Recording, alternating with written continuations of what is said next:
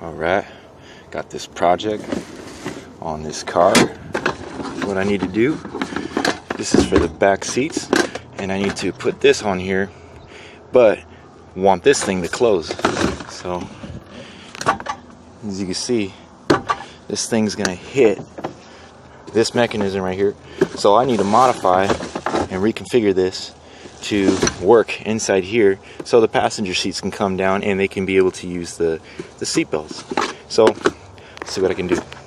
Okay, here we go. So what I did was I cut this piece off because obviously it's too tall, and what I'm going to do is I'm going to refabricate this, and so it sits down lower right here. Alright, finished. Got this piece welded on there. You can use this, close it all the way, and it clears it. See that? And you don't have to take off these mechanisms anymore. Just literally just keep them on. And then see? The other side.